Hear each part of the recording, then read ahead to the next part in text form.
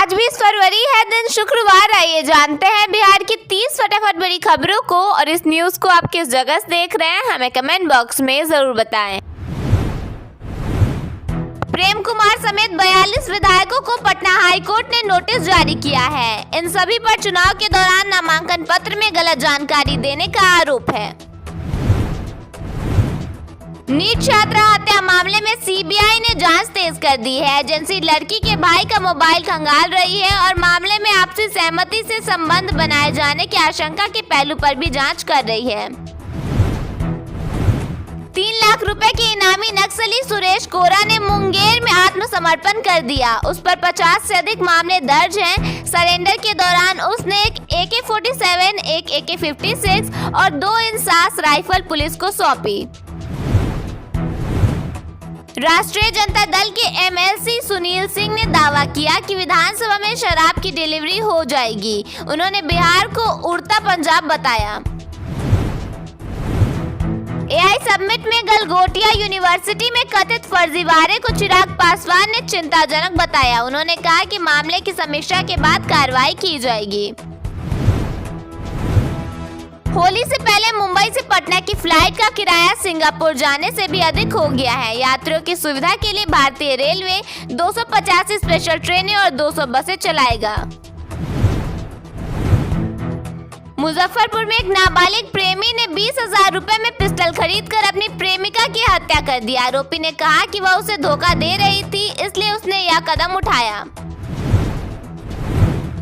Check गणराज्य के एक दूल्हे ने बिहारी दुल्हन से शादी की। बाढ़ में दोनों ने 7 फेरे लिए और हाथ जोड़कर बारातियों का स्वागत किया। सड़क दुर्घटना में घायल व्यक्ति को अस्पताल पहुंचाने वालों को सरकार 25,000 रुपए का इनाम देगी, जबकि घायल के इलाज के लिए 1.5 लाख रुपए मिलेंगे। यह जानकारी परिवहन मंत्री श्रवण कुमार ने दी। सुपौल में A&M ट्रेनिंग के दौरान प्रिंसिपल का डर्टी गेम सामने आया है। उसके फोन में एक महिला टीचर की 150 से अधिक तस्वीरें मिली हैं। DM ने कहा कि जांच के बाद कार्रवाई की जाएगी। पटना में दोस्त की शादी में गए एक युवक का पकड़वा विवाह करा दिया गया। बाद में उसे पता चला कि उसकी पत्नी पहले से शादीशुदा है और वह 2 बच्चों की हत्या कर चुकी है। दरभंगा में अंगूर से लदा एक ट्रक नदी में पलट गया। इसके बाद ग्रामीणों ने लाखों रुपए का माल लूट लिया और महिला, पुरुष, बच्चे व बुजुर्ग जिसे जितना मिला बाल्टी और बोरे में भरकर ले गए। बिहार में मौसम सामान्य रहने का अनुमान है। 20 फरवरी तक सुबह शाम हल्की ठंड का एहसास होगा और न्यूनतम तापमान में 2 से 3 डिग्री सेल्सियस की बढ़ोतरी दर्ज की जाएगी। होली पर घर लौटने वालों के लिए अच्छी खबर है। बढ़ती भीड़ को देखते हुए रेलवे ने पुणे, मुंबई, अहमदाबाद और श्रीगंगानगर से बिहार के लिए कई स्पेशल ट्रेनें चलाने का फैसला किया है। इससे हजारों यात्रियों को त्योहार के मौके पर सीधी और आसान यात्रा की सुविधा मिलेगी। पूर्व मध्य रेल के मुख्य जनसंपर्क अधिकारी सरस्वती चंद्र ने बताया कि जरूरत के अनुसार और भी स्पेशल ट्रेनों की घोषणा की जा सकती है। पटना मेट्रो प्रोजेक्ट का मलाही पकड़ी स्टेशन अब उद्घाटन के और करीब पहुंच गया है। अंतिम फायर सेफ्टी जांच सफलतापूर्वक पूरा कर लिया गया है और अब फायर NOC मिलने के बाद अगला बड़ा कदम CMRS जांच होगा। यदि सब कुछ तय मानकों के अनुसार रहा तो जल्दी यात्रियों को इस स्टेशन से मेट्रो सेवा मिल सकती है। बिहार में मौसम इन दिनों अजीब मोड़ पर खड़ा है। पिछले 3 दिनों से अधिकतम तापमान 30 से 32 डिग्री के आसपास स्थिर है, जिससे दिन में गर्मी और रात में हल्की ठंड दोनों का एहसास हो रहा है। IMD के अनुसार मार्च के दूसरे हफ्ते से गर्मी तेज हो सकती है और तभी कूलर AC की जरूरत महसूस होगी। बिहार में 80 साल से अधिक उम्र के बुजुर्गों के लिए जमीन रजिस्ट्री की प्रक्रिया आसान होने जा रही है। अब अधिकारी उनके घर पहुंचकर ऑनलाइन रजिस्ट्री करेंगे।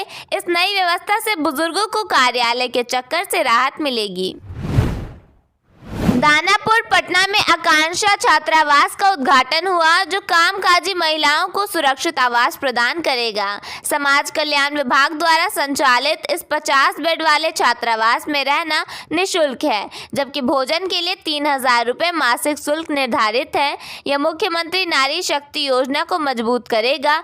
इच्छुक महिलाएं ऑनलाइन आवेदन कर सकती हैं, जिसमें पहले आओ पहले पाओ के आधार पर चयन होगा। पटना स्थित IGIMS के नए 7 मंजिला अस्पताल भवन का लगभग 60% निर्माण कार्य पूरा हो चुका है। अस्पताल प्रशासन का लक्ष्य है कि दिसंबर तक इसे चालू कर दिया जाए। शुरू होने के बाद यह अस्पताल न सिर्फ राजधानी बल्कि पूरे बिहार के गंभीर मरीजों के इलाज की तस्वीर बदल सकता है। बिहार लोक सेवा आयोग ने TRE-4 शिक्षक भर्ती 2026 का कार्यक्रम घोषित किया है, जिसमें 46,595 शिक्षकों की बहाली होगी। परीक्षा 22 से 27 सितंबर 2026 को संभावित है। इस बार आवेदन से पहले रजिस्ट्रेशन अनिवार्य होगा। डोमिसाइल नीति, महिलाओं को 35% आरक्षण और एक अभ्यर्थी एक रिजल्ट जैसे 3 बड़े बदलाव किए गए हैं। यह बिहार के युवाओं के लिए एक सुनहरा अवसर है। बिहार सरकार ने जमीन निबंधन प्रक्रिया को ज्यादा पारदर्शी और आसान बनाने के लिए नई व्यवस्था लागू करने का फैसला किया है। वित्तीय वर्ष 2026-27 से शुरू होने वाली इस व्यवस्था के तहत जमीन की खरीद बिक्री से पहले खरीदार और विक्रेता को जमीन की पूरी जानकारी दी जाएगी। लोग ई-निबंधन पोर्टल पर आवेदन करेंगे, जिसके बाद अचल अधिकारी 10 दिनों के भीतर दस्तावेजों का सत्यापन करेंगे। इस कदम से जमीन से जुड़े विवाद कम होने की उम्मीद है। पटना नीट छात्रा मौत केस में नया मोड़ सामने आया है। जहानाबाद स्थित पैतृक गांव में परिजनों को 2 बार धमकी भरे पर्चे मिले हैं। दूसरे पर्चे में धमकी दी गई, जिस तरह से बेटी मरी है 2 दिन में तेरा बेटा भी मरेगा। यह पढ़कर परिवार के लोग और ज्यादा भयभीत हो गए हैं। मामले की गंभीरता को देखते हुए फॉरेंसिक टीम जांच में जुटी है। पटना एयरपोर्ट पर बातचीत के दौरान भोजपुरी स्टार खेसारी लाल यादव ने राजनीति में जाने की अटकलों को खारिज कर दिया है। उन्होंने खुद को सिर्फ कलाकार बताया और पवन सिंह के पारिवारिक विवाद पर बोलने से भी इनकार किया। बिहार में अचल कार्यालयों की व्यवस्था बदलने जा रही है। उप मुख्यमंत्री विजय सिन्हा ने सभी अचल कार्यालयों में CCTV लगाने और बेतिया राज दरभंगा राज की जमीन पर नया कानून बनाने का ऐलान किया है। सरकार ने साफ किया है कि अतिक्रमण करने वालों पर कड़ी कार्रवाई होगी। होली पर बिहार लौटने वालों के लिए हवाई यात्रा बेहद महंगी हो गई है। दिल्ली, मुंबई, बेंगलुरु जैसे शहरों से पटना की उड़ानें दोगुनी से भी ज्यादा महंगी हैं। कुछ घरेलू उड़ानों का किराया तो विदेश यात्रा से भी अधिक हो गया है। जैसे मुंबई पटना का किराया दिल्ली सिंगापुर से ज्यादा है।